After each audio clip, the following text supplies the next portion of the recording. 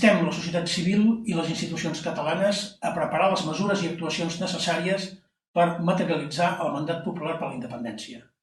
Considerem que mentre el mandat derivat del referèndum no s'hagi materialitzat plenament, qualsevol elecció al Parlament, com a dipositari de la sobirania del poble de Catalunya, tindrà un caràcter referendari.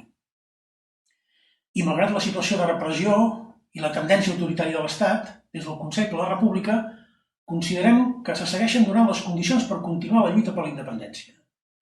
La persecució judicial a través del Tribunal Constitucional, del Suprem, de l'Audiència Nacional, està trobant els seus límits en la llibertat i la seguretat europees, que tomben el règim del 78 a cada sentència, com ha estat, per exemple, en l'última ocasió, la sentència del 7 d'agost contra l'extradició de l'honorable conseller Lluís Puig.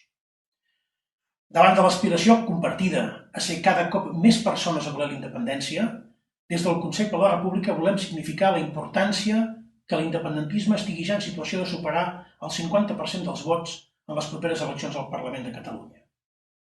I per últim, però no menys important, la situació de crisi institucional de l'estat espanyol és greu i presenta un govern i un estat dèbil, moment que cal aprofitar. Respondre a la confrontació inevitable que ens proposa l'estat espanyol és ara un deure inexcusable, però la confrontació no s'improvisa, sinó que es prepara.